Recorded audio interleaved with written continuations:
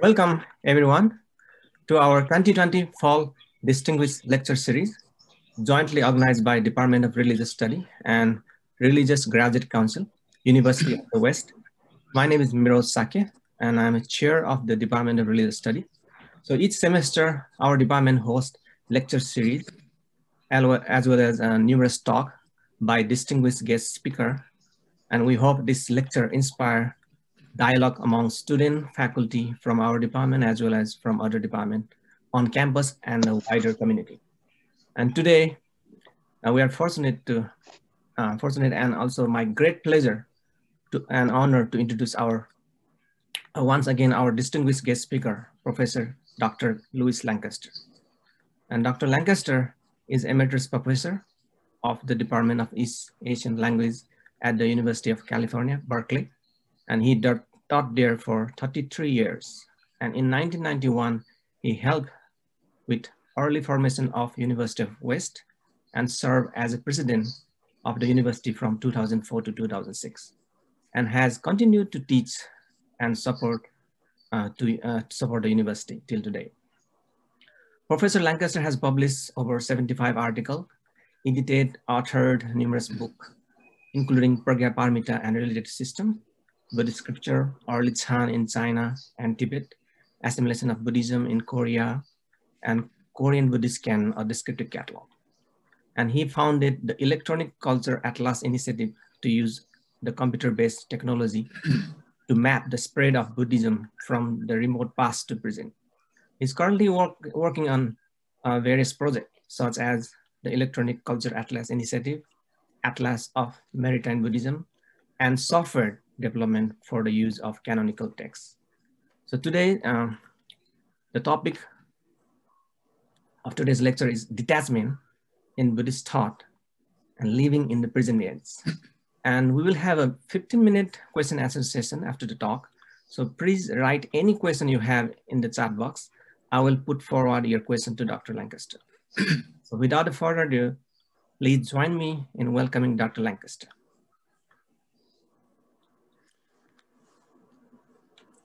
Thank you very much, Maroj. Getting an echo. Pretty clear.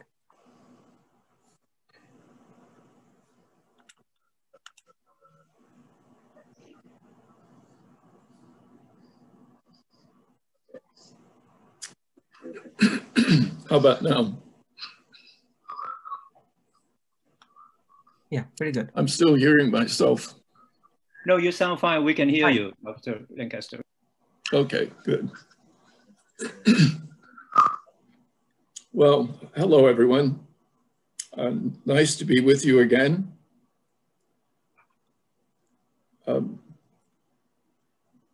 They've asked me to continue giving some lectures about Buddhist issues, and we'll see how it goes. I appreciate so many of you joining tonight, really appreciate that. It's very nice, and I'm unable to say hello to everybody that I would like to say hello to, whose pictures I see, but to all of my friends and all of you, I welcome you.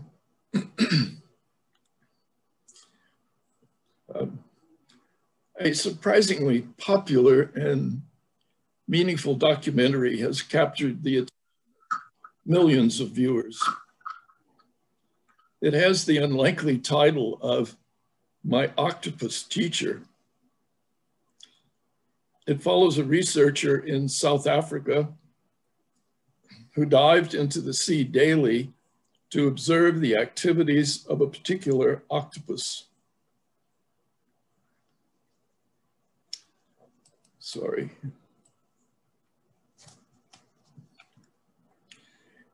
In the process, he learns a lot about life and affection, and to his surprise, even for an octopus. When I saw it, I knew I was being taught something very important about attachment.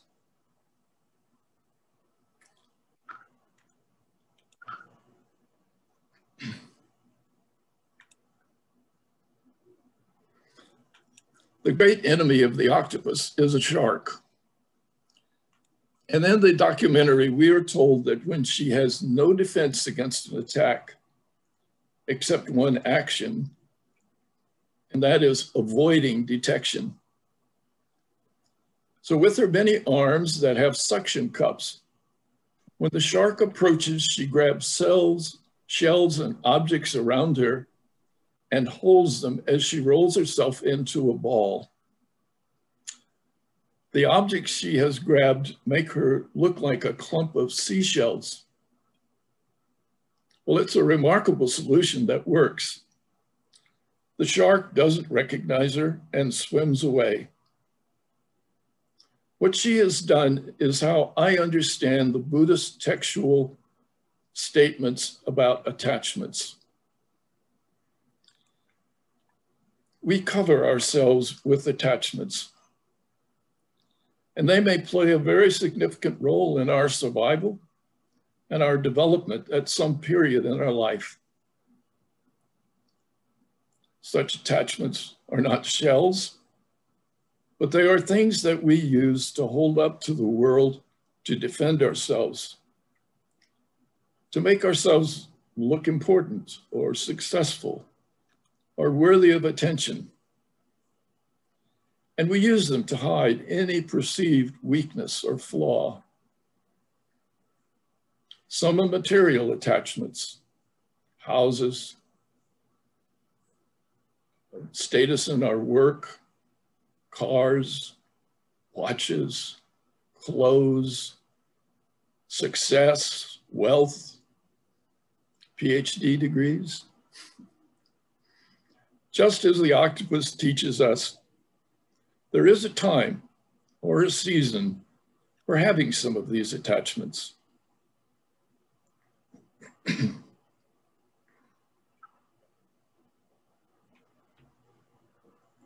But the octopus gives us another lesson. When the danger of attack from the shark is gone, the shells, the attachments are no longer needed. If she were to hold onto and grasp those attached shells and be able to let them go, she would never be able to live the true life to which she was born. In a second, she can let them all fall away, and she's free to swim and carry on her life. And this is just what she does. I think it's a great lesson to learn. Sometimes we cling to something that once our very survival depended on. But even when no longer needed, we can't let go. We keep clinging. There are many good teachers in this world, and I had one who I could not personally like.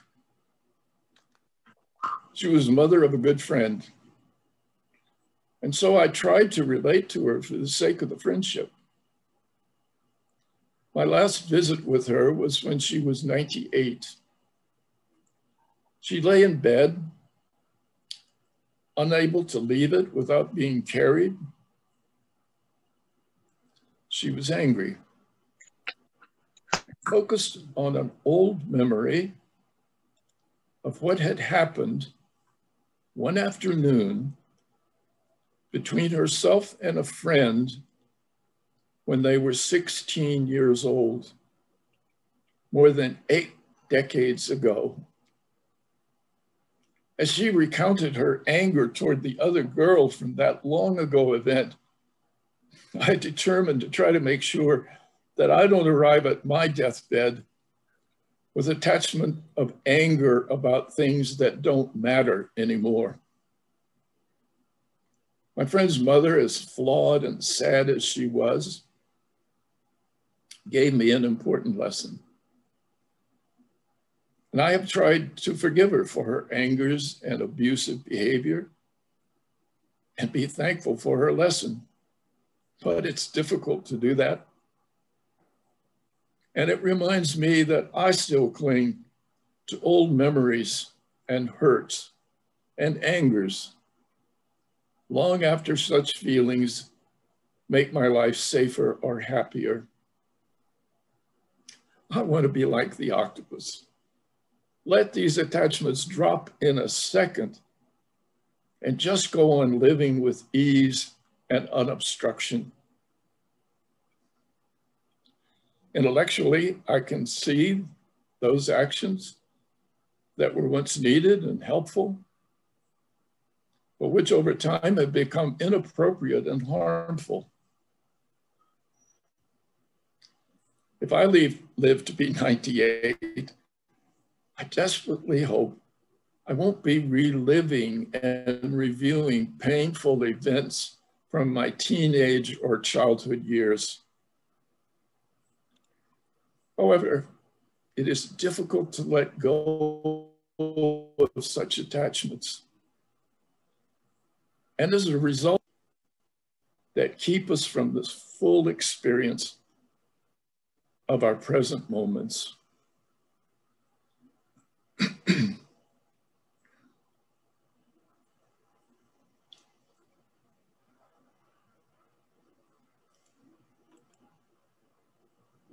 The Perfection of Wisdom Sutra tells us that there are household bodhisattvas who are wealthy and enjoy what it gives them. However, these bodhisattvas recognize wealth or prestige for what they are, mere attachments, not very different from the octopus's shells that are used to survive a time and place.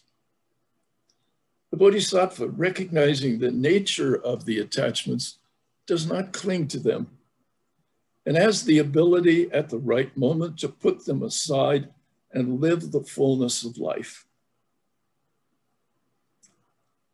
There are emotional and mental attachments that are much more subtle than those we use to create a safe and secure life. I've had the experience of being forced to recognize some of my attachments and to understand how I have tried in my life to use them. When my wife was told that she had only a few months to live, we were both in shock. Fortunately, after 62 years together, it was possible to face the anguish and pain of that reality with support and understanding from each other.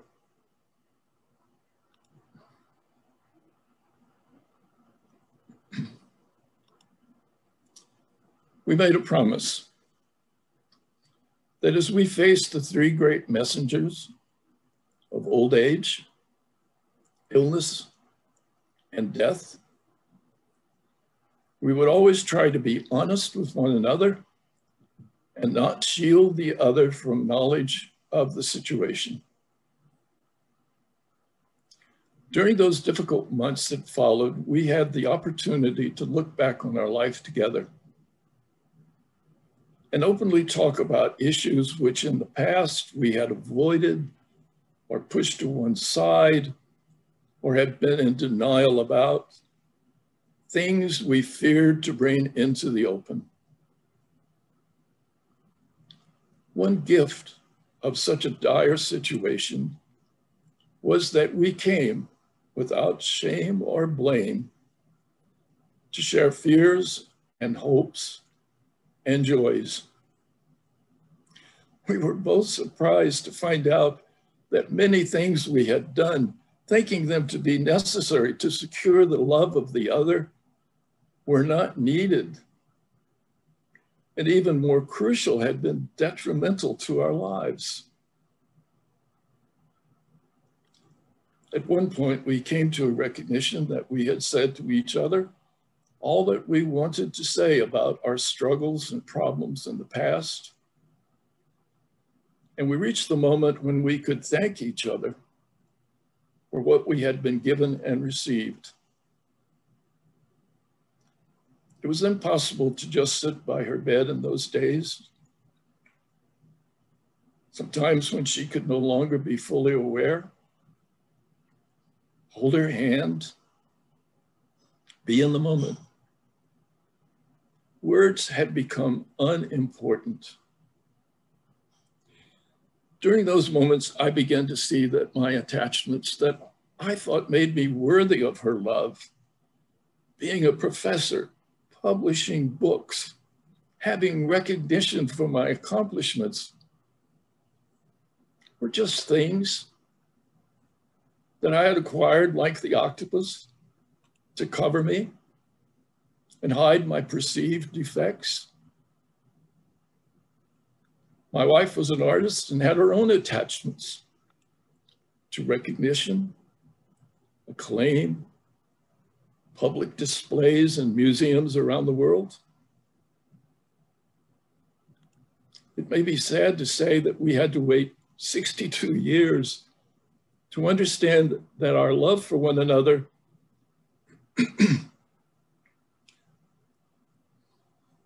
was not dependent on our attachments. In our last days, when she could no longer converse, we both realized that it was enough just to have the presence of the other, and that the attachments which so carefully picked up and arranged around ourselves were a hindrance to this moment of finding it sufficient to hold hands and share a smile. In other words, I learned that detachment was not indifference, not distancing from each other. It was the opposite. Unclenching our hold on attachments that we have perceived to be crucial to our relationship. Letting go of those can bring the possibility of greater closeness than we had ever imagined.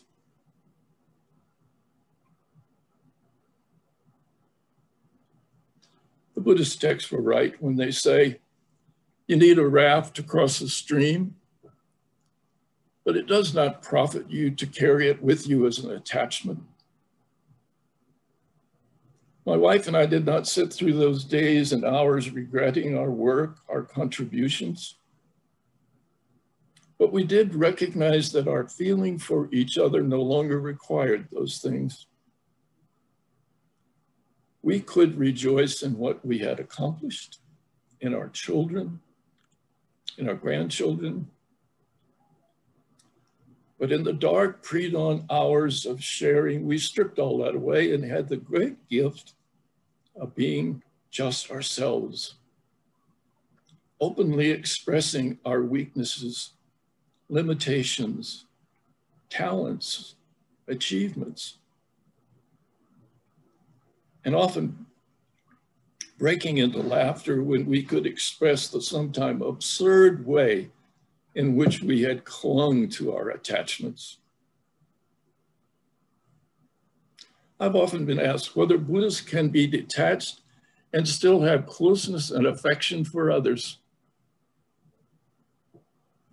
My experience with my own life is that detachment from our constructed masks and barriers is the only way to have the ultimate delight in the presence of another. I will, for the rest of my life, be thankful that my wife and I had such a moment of closure in our life together. And I haven't had to live with the regret about the things unsaid or feelings unexpressed. At the same time, I feel myself being attached to the sorrow that we had not been able to have the experience much earlier. It's so easy to construct another attachment and another and another, even when we can see how limiting and unproductive they are. I wish we could have shared at that level earlier, but it's probably not possible until one is ready to let go of the ego and pride and feeling of entitlement for our personal selfhood. I've had many people in my life with whom I did not make good closure before their death. Often I find myself wanting to tell them something, to clear the air of all the barriers and unspoken feelings. But for so many, it is beyond the time which had been allotted to us.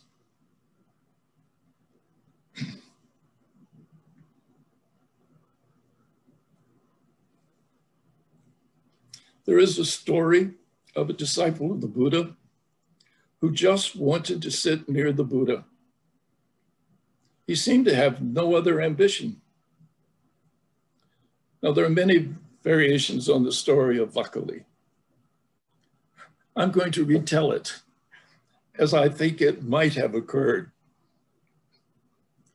When the disciple just sat and looked at the Buddha, others around them began to take notice. And finally, they approached the Buddha and said, "You must make him leave. He needs to go out and study and meditate and use effort to achieve enlightenment." In other words, it must have been difficult to comprehend what value there was in just seeing him sitting there and being in the presence of someone. So the Buddha asked him to leave, try to find his place in the world. It was not long before the Buddha began to receive word that Vakali was despondent, and some thought suicidal. So in compassion, the Buddha allowed him to return. But to the displeasure of the group, Vakali went back to his old ways and just sat in the presence of the Buddha with no other wish or intention. When the group began to once again criticize him for this behavior, the Buddha stopped them and he said, "Leave him alone. He's the foremost among you with trust. This is his way of practice." Having the experience of finding fulfillment and satisfaction just in the presence of another is hard to understand. I was surprised when I realized that my wife came to be content just with my presence. Surely, I had to say something to be interesting or entertaining. My presence alone could have no meaning apart from a few attachments or actions. But we had to accept the fact that our mere presence was often sufficient and there was no need to justify being there. When I saw the documentary on the Octopus, I could recognize that over time, it was enough for the observer and her to just be present. What makes it possible for this to be true? What makes it possible to just be content with presence? I think it shows us that when you drop the attachments, you become a safe haven.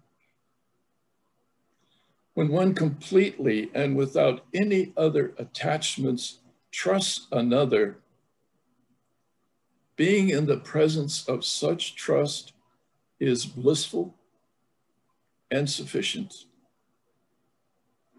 Vakali is an example of someone who had trust in the Buddha. He was given the gift of being present for the last birth of the Buddha before the Buddha achieved nirvana. Being in the presence of the Buddha who had over many lifetimes practiced removal of attachments and nearing his final moment of complete enlightenment was a moment of trust. I think the story of Vakali continued to be reworked and the meaning of trust as a way of practice was a challenge for generations. Again, our Octopus teacher shows us what trust means in a way that was very moving to observe. She learned to trust in the man who came every day to observe her.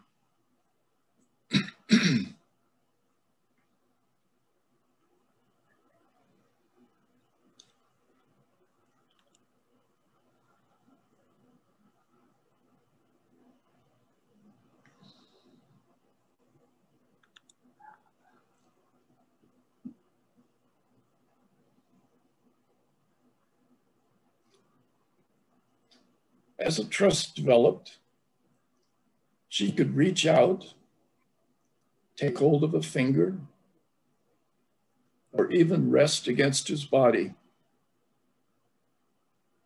He earned that trust by giving up attachments or intrusive acts to protect and change her life. She was content just to be in his presence. And I think he learned the value of being there without having to do anything but observe, even when she was shortening her life. She was teaching us that trust is one of the outcomes of divesting ourselves of attachments. When we sense there is nothing hidden, nothing held back, when there is full trust, so there's no worry, no fear, no hesitation, just presence, being with someone.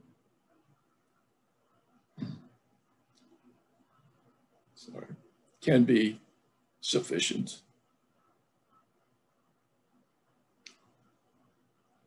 During those last days with my wife, I was trying to comprehend and recognize attachments. And we together were searching for how and when to let them drop. This lecture is one way that I continue my own search and attempt to deal with the issue. Buddhism teaches us that one of the three jewels of the tradition is the community, the Sangha, the community of followers.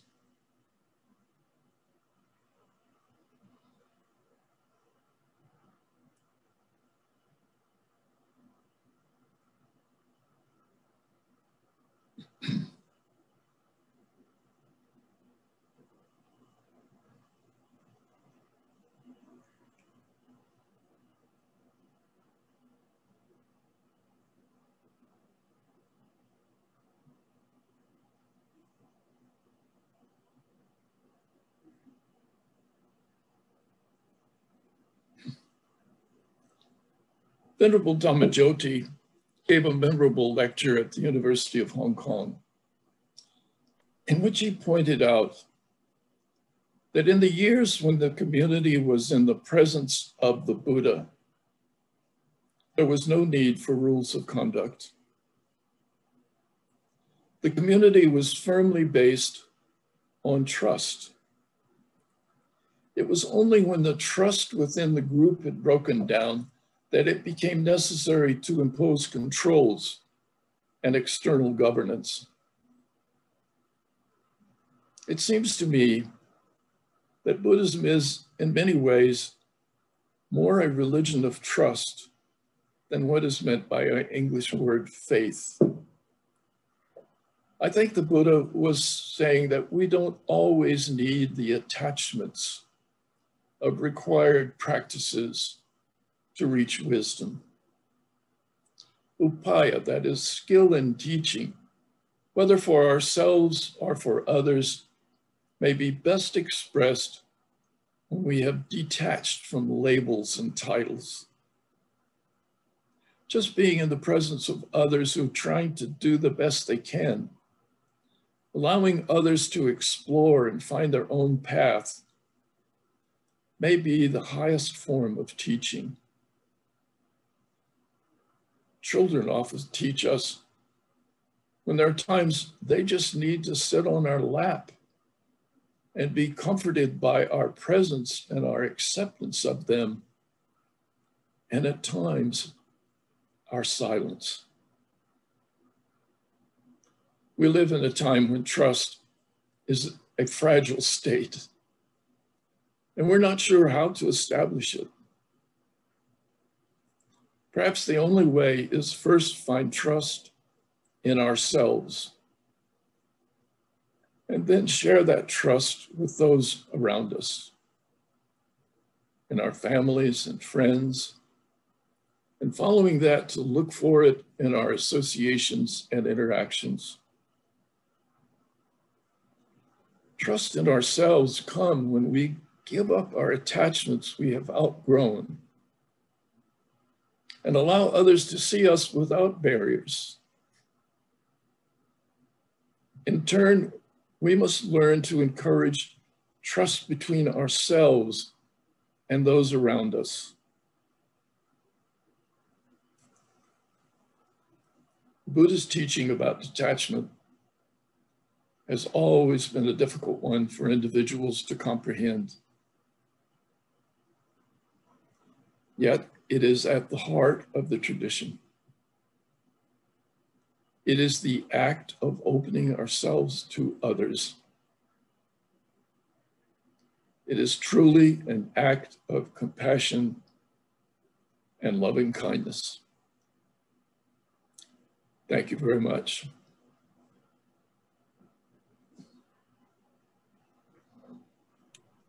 Thank you, Lou. Thank you for your outstanding and touching lecture and sharing your personal story of practicing of detachment. We greatly appreciate it. So now we begin our question and answer session. So as before I mentioned, please write any question you have in the chat box, and I will put forward those questions to Dr. Lancaster. So there's one question already, somebody. Vanessa Wang, how do we trust in such a dangerous world when we have constantly protect ourselves in a world filled with crime?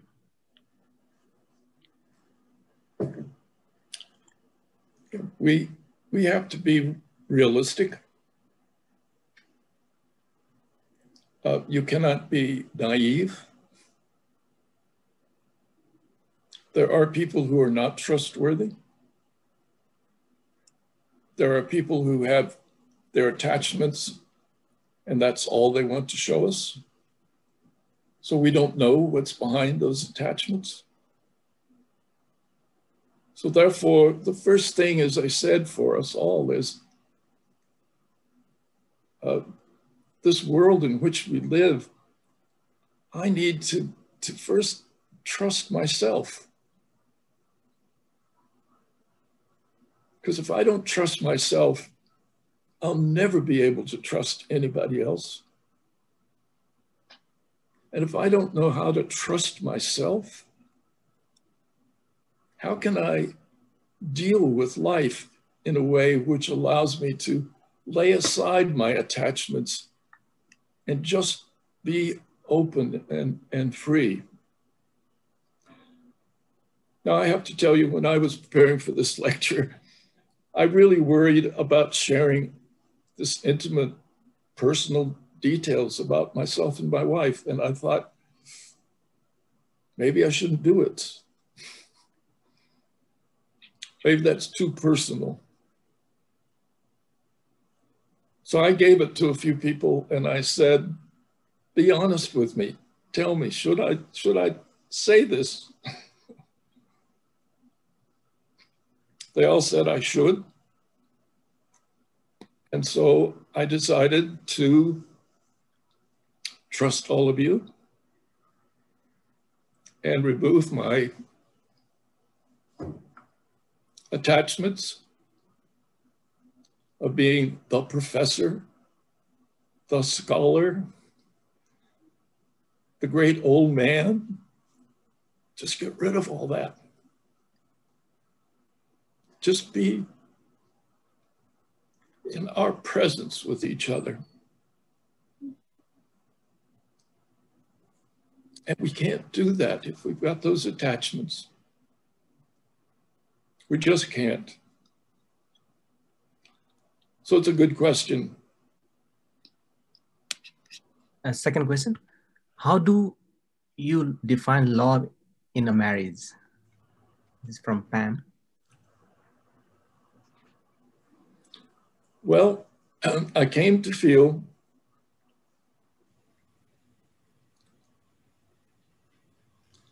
that when I could just sit in the presence of my wife and that it was sufficient.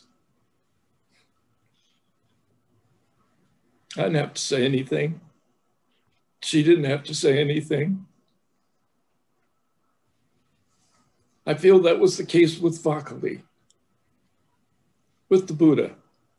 He just needed to be with the Buddha. He knew what the Buddha was all about. The Buddha didn't have to tell him anything. Just that moment of presence where that in itself, it is enough. Not only enough, it's blissful.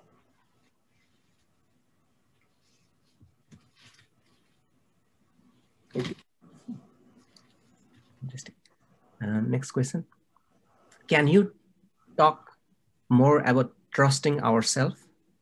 Are there any specific things we can do to enrich the trust in ourselves? I think we have to be aware of what's happening to us at every single moment. You cannot lose focus. I have to be aware of what's happening to me, what's going on around me, what's really going on. And sometimes I just have to swallow my pride and realize I'm dealing with attachments and I need to let them go. And I don't want to, and I'm scared to let them go.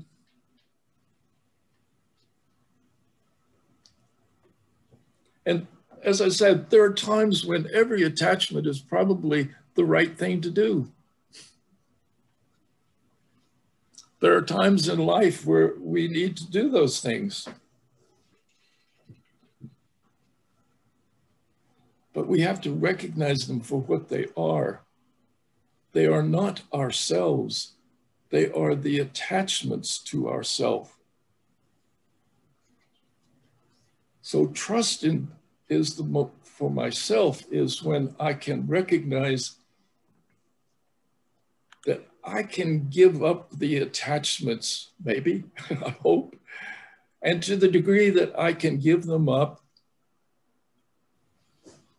I can be with myself. And it's enough. I can take a walk by myself.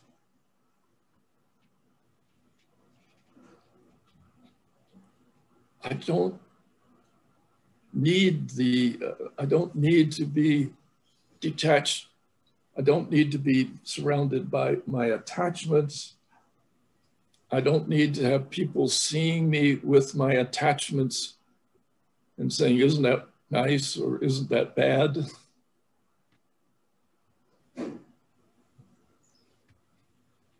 So just asking yourself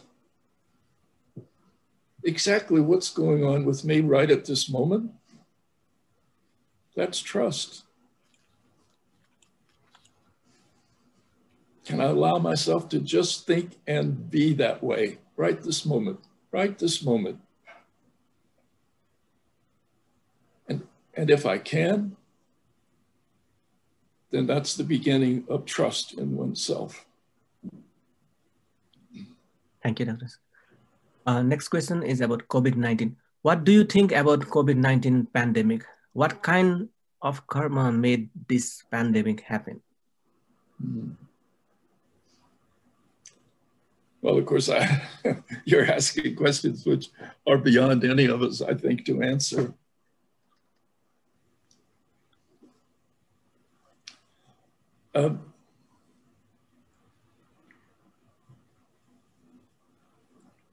In a sense, we face a COVID every moment in our life. We're constantly being beset by the worry and the pressure of, is everything going to be all right? Am I going to be safe the next moment, the next week, the next year? Am I going to live another year, 2 years? We face this kind of messenger.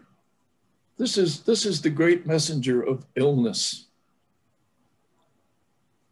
And the great messengers give us incredible teaching. And this is teaching us to say,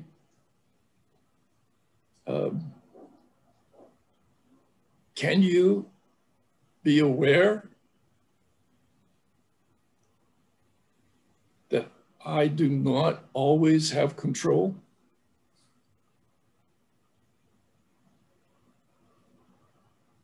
Don't you understand that everything is changing and mutating? And that your immunity of yesterday or last week may not be sufficient this week? Are we willing to face these changes that are happening in the world all the time, every moment? So if you want to prepare yourself for a pandemic, you have to say, I know that this could happen. I know that changes could come. I know that I can face things where I'm just not sure what to do about it. So I'm thinking about, they're asking me to give one of these every month. I don't know if you guys want to listen to so many, but I think next month I want to do change, just to deal with this issue a little bit more in depth. There are a few more questions. How do we love without attachment? I don't know how you love with attachments.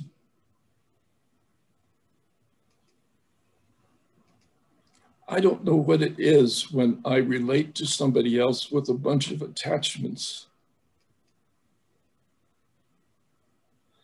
I don't know what it is when I want just their attachments. I don't want them. I want their prestige. I want their beauty. I want their excitement. But do I want them?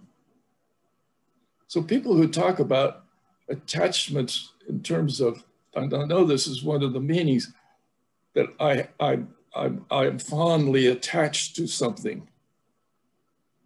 It's not a bad word.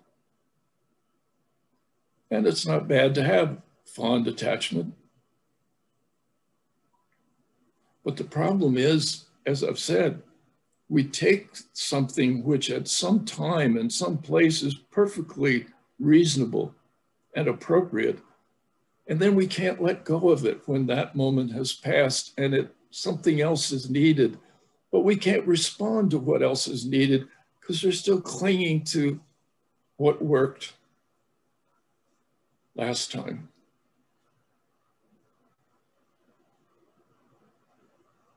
Thank you. There's a question from University of West President Dr. Tha. In the material world where you could access to everything by technology, how could— Say it again. I'm sorry, I couldn't hear you. I'll repeat again.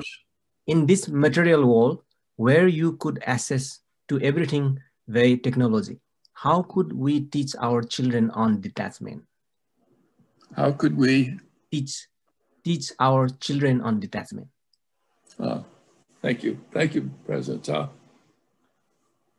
That, of course, is a very difficult question. We do live at a time which is unprecedented. We have never had access to so much information. We have never been able to have, I can go to my computer and I can have information which is 30 times larger than the largest library in the world.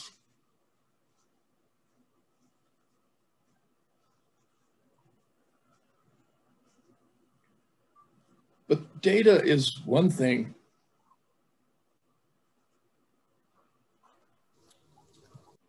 What you process with that data is quite another thing. Data is just data. And it's endless. There's never going to be an end to how much data there is. So how can we use it to our benefit? How can we understand it? And I think that this is the big issue for what I was trying to say tonight. If we use our data as attachments and think, boy, I know a lot. I've got many megabytes of memory.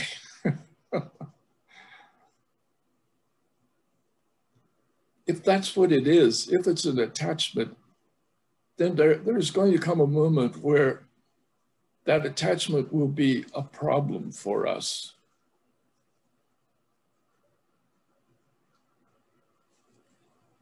I think that what my experience with data through watching it from the last 20 some years is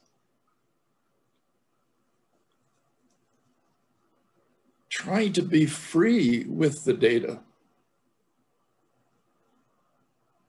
And what does that mean? It says, when I was going to school as a young person, we didn't have so many books and we didn't have the internet. And so we had to memorize and we had to learn facts.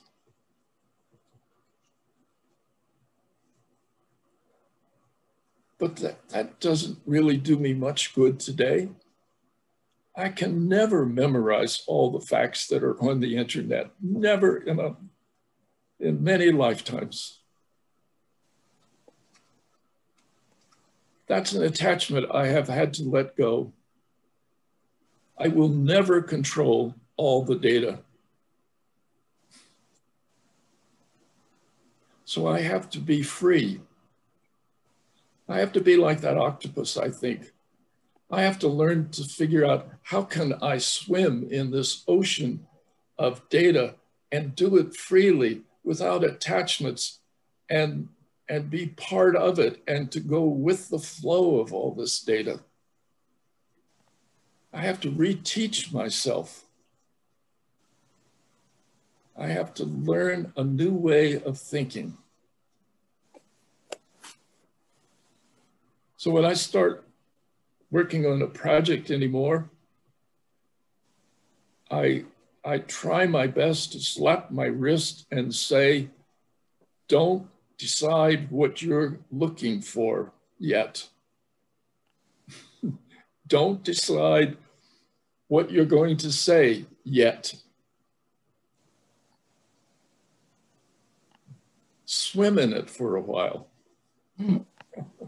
Just swim.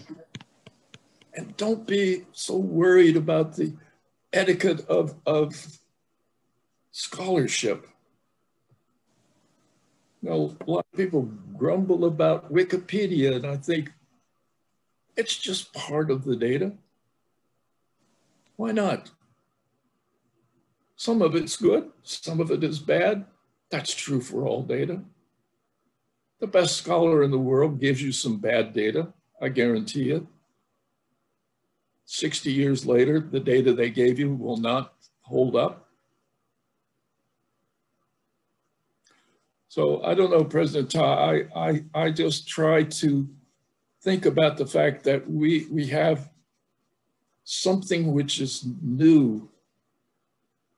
And I'm trying to think that maybe I don't need to tame it. I need to run alongside it or be part of it and swim with it. Thank you. We have 3 more questions. Venerable Treho, our PhD, our student, MA student. Someone said living in present moment means not preparing for the future. How do you think about it?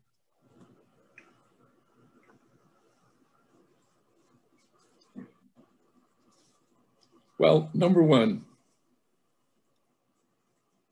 I can't live in the present moment because the moment I think I am in the present, I'm already in the future. You can't stop the future. You can't freeze it. So to say that I become aware of where I am and what I'm doing, if I then freeze and make that the reality, 5 days from now, it won't be any help to me. I can't make it an attachment. I have to say, to the best of my knowledge, this is what's happening to me right at this moment.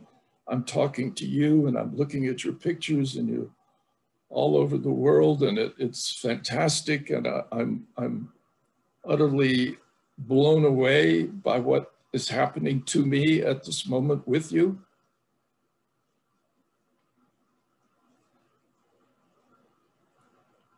But I have to recognize that tomorrow will be another day. It'll be a different day. And we all have to ask ourselves the question of how will I live whatever is coming toward me tomorrow?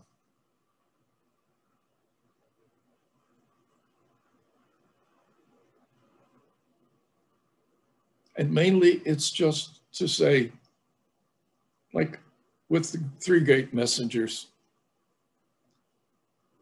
at my age, I finally have come to think,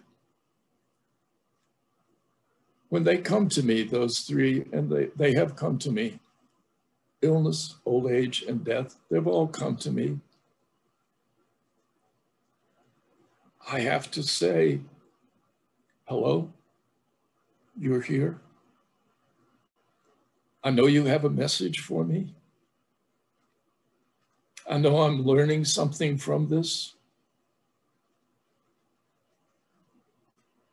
I know you're a great messenger.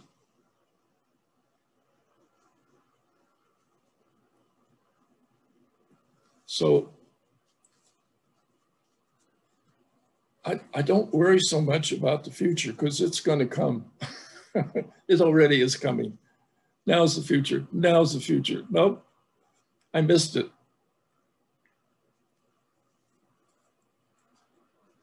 It's momentary. It's fleeting. I'll talk more about this, I think, next month when I do change. What is change? Thank you, Doctor. Next question. This is from Dr. Ko from our department. Do you think when we immerse ourselves to play the role assigned by the society, like loyally performing the role of parent and teachers, we are attaching something? Of course we are. Of course.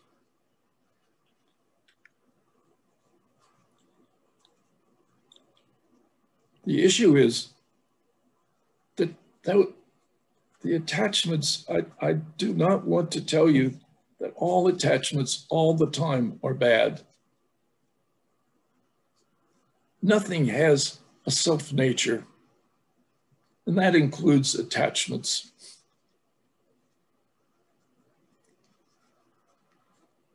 It's how those attachments at a particular time and a particular place and under particular circumstances are functioning.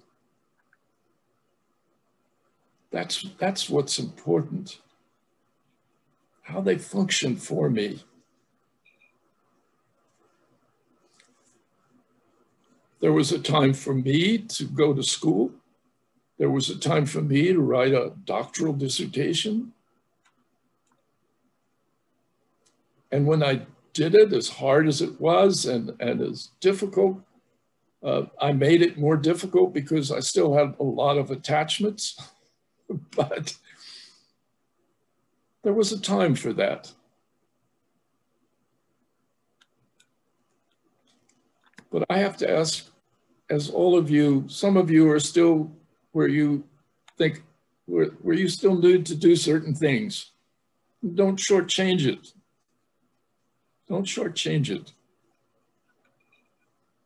Just begin to recognize when you have to get rid of the issue as an attachment to you.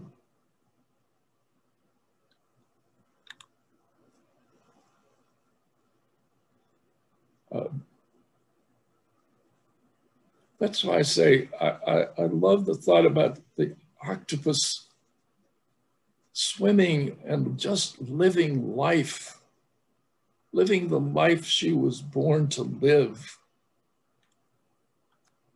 I want to live the life I was born to live, whatever that was, or is, or will be. And I don't want to be so burdened with baggage, which I am, by the way. I can't get rid of a lot of baggage. I carry it around with me. I have several rafts that I carry all the time, and it's crazy. It's unproductive. And I need to let them go.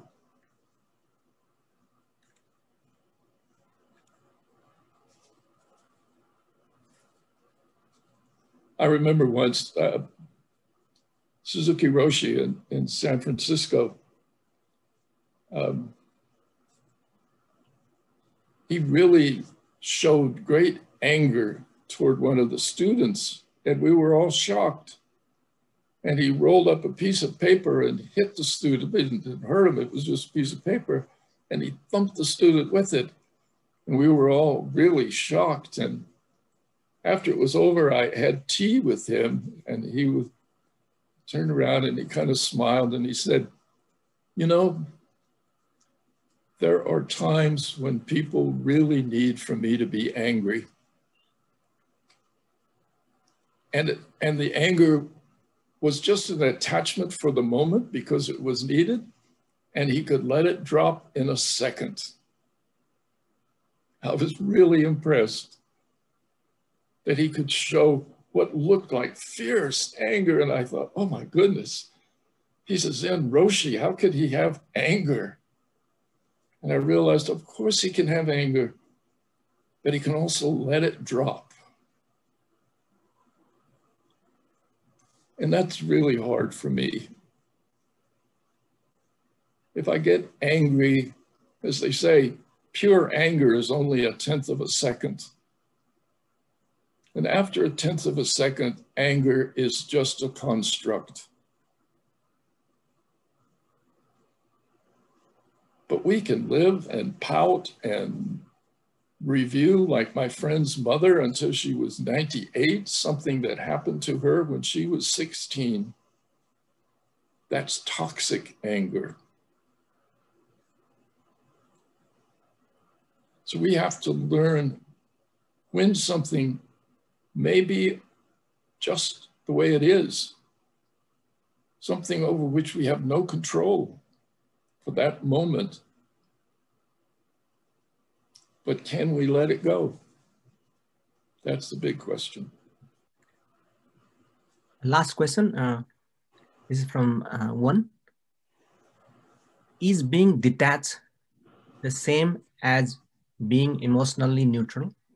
And how to develop trust in a deeper subconsciousness level? I discovered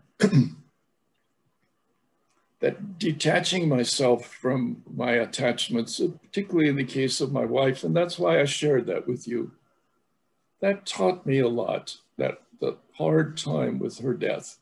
It taught me that it was that my attachments that I thought tied me to her were things which separated me from her. And I had to let them drop. And expectations of other people. I expect you to act in a certain way. I expect you to be what I need. I expect all of this from you. As long as we have those, it's hard to have trust. It's hard to have satisfaction in the presence of the other person. And as a result, I think we destroy our human relationships often.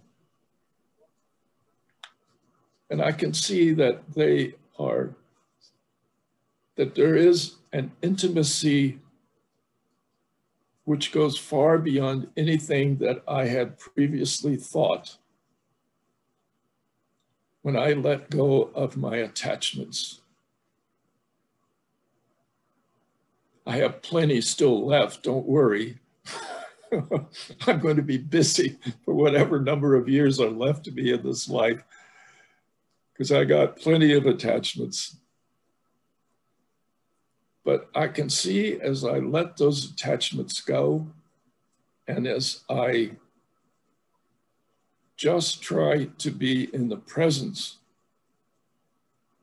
of people that I am with, that it makes life so much richer. Thank you all. It's great to be with you all. And if you still got a stomach for all of this, we could meet again next month. Thank you. Before we end our lecture, I want to invite our Enrollment Outreach Counselor, Malani Majanor, to say a few words. Sure. Hello. Hi, everyone. Thank you, Dr. Lancaster, and all of the University of the West organizers for this extremely special event. Yes, I'm Melanie Manzano, and I am the new Enrollment Outreach Counselor. I'm just here to inform you, if you know anyone who's interested in pursuing any of our undergraduate or graduate degrees, including those with an emphasis in Buddhist studies or Buddhist chaplaincy, we're currently accepting applications for spring and fall of 2021. I'll share my contact information in the chat to the right, and I invite you to send me an email or any information. That's all. Thank you so much for your time, and I look forward to speaking with you. And Dr. Lancaster, thank you. This was extremely powerful. Thank you. Yes. Once again, thank you, Lou, for a wonderful talk and answering all the questions. And we look forward to having you again in next month, our lecture series. And Dr. Lou already revealed his topic for next week, next month, change.